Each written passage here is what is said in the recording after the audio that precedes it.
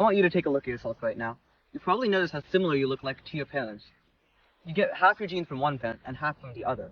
So it would make sense that you look similar. After all, genes code for your traits, right? Kind of. Genes code for proteins, which then make up your physical traits. Have you ever wondered why your skin tone is the way it is? Melanin is a protein that controls how brown your skin tone is. But how are proteins made?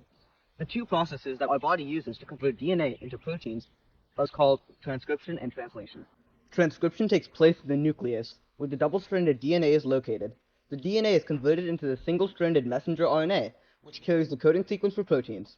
The mRNA will then move out of the nucleus into the cytoplasm through translation into a protein, with the help of ribosomes and transfer RNA. The tRNA carries the amino acids to the ribosomes, and as amino acids are the building blocks of proteins, they are formed during this stage. Let's look at this process with a little more detail. DNA's 4 nucleotide bases are adenine, guanine, cytosine, and thymine, while RNA has uracil instead of thymine. So, now that we know what sets them apart, how can we convert them? Adenine always binds with thymine in DNA, and uracil in RNA, while cytosine will always bind with guanine no matter what. These bindings will create a string of DNA, which we will want to convert later. The enzyme RNA polymerase will take the template strand of the DNA, which runs from the 3' to the 5' end, and create a 5' to 3' mRNA strand, which matches with the template strand. All T's will then be converted into U's.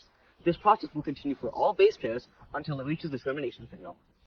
This marks the beginning of translation. The ribosomes are made up of ribosomal RNA, which has binding sites which the mRNA can attach to. Then, the ribosomes will read the mRNA 3 pairs at a time. Then, the transfer RNA will find the matching pair for each codon.